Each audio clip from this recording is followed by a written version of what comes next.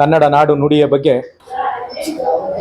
ಸಹೃದಯ ಬಂಧುಗಳೇ, ಸಾಹಿತ್ಯಾಭಿಮಾನಿಗಳೇ, ಕನ್ನಡ ನಾಡು ನುಡಿಯ ಬಗ್ಗೆ ಅಪಾರ ಗೌರವ ಕಾಳಜಿ ಹೊಂದಿರುವ ಕನ್ನಡದ ಮನಸ್ಸುಗಳೇ, ಅಡಿಯಿಂದ ಮುಡಿಯವರೆಗೂ ಕನ್ನಡದ ಮಾಧುರ್ಯವನ್ನು ಮೈ ಮನಗಳಲ್ಲಿ ತಬ್ಬಿಕೊಂಡು ತುಂಬಿಕೊಂಡಿರುವ ಕನ್ನಡದ ಕುಲಬಂಧುಗಳೇ, ನಾನು ಬಸವಲಿಂಗ ಮೈಕೋ ಬಾಷ್ ಕಾರ್ಖಾನೆಯಲ್ಲಿ ಕೆಲಸ ಮಾಡಿದೆ. 30 ವರ್ಷ ಕೆಲಸ ಮಾಡಿ ಸ್ವಯಂ ನಿವೃತ್ತಿ ತಗೊಂಡೆ. ಅಲ್ಲಿ ಮೈಕೋ ಕನ್ನಡ ಬಳಗದಲ್ಲಿ ಕೆಲಸ ಮಾಡ್ತಾ ಇದ್ದೆ. ಮೈಕೋ ಕನ್ನಡ ಬಳಗದಲ್ಲಿ ಕೆಲಸ ಮಾಡುವಾಗ ನನಗೆ ಅಲ್ಲಿ ಪದಾಧಿಕಾರಿಯಾಗಿ ಕೆಲಸ ಮಾಡುವಾಗ ಬಹಳ ಅನುಭವಗಳಾಯಿತು. ದೊಡ್ಡ ದೊಡ್ಡ ಸಾಹಿತಿಗಳನ್ನ ಕರ್ಕೊಂಡ್ಬಂದು ಅವ್ರಿಗೆ ಸನ್ಮಾನ ಪ್ರಶಸ್ತಿಗಳನ್ನೆಲ್ಲ ಕೊಡ್ತಾ ಇದ್ವಿ. ನನಗೆ ಮೈಕೋ ಕನ್ನಡ ಬಳಗ ಕನ್ನಡದಲ್ಲಿ ಪ್ರಾಮುಖ್ಯತೆ ಏನು ಅಂತ ನನಗೆ ತಿಳಿಸ್ಕೊಡ್ತು. ಅಲ್ಲಿ ಸುಮಾರು ಪದಾಧಿಕಾರಿಯಾಗಿ ಕಾರ್ಯಕಾರಿ ಸಮಿತಿಯಾಗಿ ಸುಮಾರು 10 ವರ್ಷಗಳ ಕೆಲಸ ಮಾಡಿದೆ.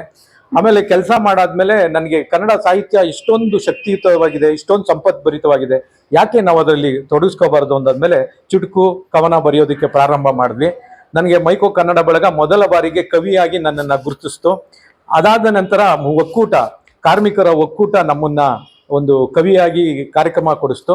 ಅದಾದ್ಮೇಲೆ ನಂತರ ನನಗೆ ಕವಿ ಕಾವ್ಯ ಸ್ನೇಹ ಬಳಗ, ನಮಗೆ ಸಾಹಿತ್ಯ ಸರಸ್ವತಿ ಕಲಾ ಬಳಗ, ವಿಶ್ವಚೇತನ ಬಳಗ ಸಮ್ಮಿಲನದಲ್ಲೆಲ್ಲ ಕೆಲಸ ಮಾಡಾದ್ಮೇಲೆ ನಮ್ಮದೇ ಒಂದು ವೇದಿಕೆ ಮಾಡೋಣ ಅಂತ ಒಂದು ಮನಸ್ಸಲ್ಲಿ ಅನಿಸ್ತು.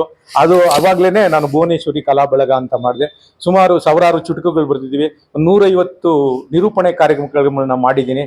ನಿಮ್ಮಂಥ ಸಹೃದಯರು ನನಗೆ ನಿರಂತರವಾಗಿ ಕಾರ್ಯಕ್ರಮಗಳಲ್ಲಿ ನೋಡಿ ಒಂದು ಕಾರ್ಯಕ್ರಮ ಮಾಡೋಣ ಅನಿಸ್ತು. ಆದರೆ ನೀವು ಅಭೂತಪೂರ್ವವಾದ ಒಂದು ನನಗೆ ಪ್ರೋತ್ಸಾಹ, ಪೋಷಣೆ, ಸಹಕಾರ ಕೊಡೋದ್ರಿಂದ ನಾನು ಕಾರ್ಯಕ್ರಮಗಳನ್ನ ಮಾಡ್ತಾ ಇದ್ದೀನಿ. ಇಂದು LPGND ಅವರ ಒಂದು ಸಹಾಯದಿಂದ ನಮ್ಮ ಭುವನೇಶ್ವರಿ ಕಲಾ ಬಳಗದಿಂದ ಒಂದು ಕಾರ್ಯಕ್ರಮವನ್ನು ಯಶಸ್ವಿಯಾಗಿ ಮಾಡೋದಕ್ಕೆ ನಿಮ್ಮಂಥ ಸಹೃದಯರೇ, ಸಾಹಿತ್ಯಾಸಕ್ತರೇ ಕಾರಣ. ಇಂಥ ಕನ್ನಡ ಅಭಿಮಾನಿಗಳು ನಿರಂತರವಾಗಿ ಅವ್ರ ಜೊತೆ ನಾನು ಇರ್ತೀನಿ.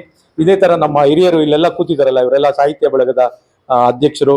ಇವರು ರೇಣುಕಾ ಪ್ರಸನ್ನ ಸರ್ ಅವರು, ಜೇನುಗೂಡು ಸಂಸ್ಥೆಯ ಅಧ್ಯಕ್ಷರು, ಬಸವ TV ಅವರು, ನಮ್ಮ ಮೇಡಮ್ ಅವರೆಲ್ಲ ನಿರಂತರವಾಗಿ ನಮ್ಮ ಕನ್ನಡದ DN ಗೀತಾ ಅವರು, ಖ್ಯಾತ ಲೇಖಕರು, ಅವರೆಲ್ಲ ನಿರಂತರವಾಗಿ ಕನ್ನಡದ ಕೆಲಸ ಮಾಡ್ತಾ ಇರುವಾಗ ನಾನು ಅದರಲ್ಲಿ ತೊಡಗಿಸ್ಕೊಂಡಿದ್ದೀನಿ. ಇದೇ ಥರ ಪ್ರತಿ ತಿಂಗಳು ನಮ್ಮ ಕಾರ್ಯಕ್ರಮಗಳನ್ನ ಮಾಡೋ ಒಂದು ಉದ್ದೇಶ ಇದೆ. ಇಷ್ಟು ನನ್ನ ಅನಿಸಿಕೆ. ತಾಯಿ ಭುವನೇಶ್ವರಿ ನಮಗೆಲ್ಲರಿಗೂ ನಿತ್ಯ ನಿರಂತರವಾಗಿ ಯಶಸ್ಸು ಸಾಧನೆ ನೀಡಲಿ. ಧನ್ಯವಾದಗಳು.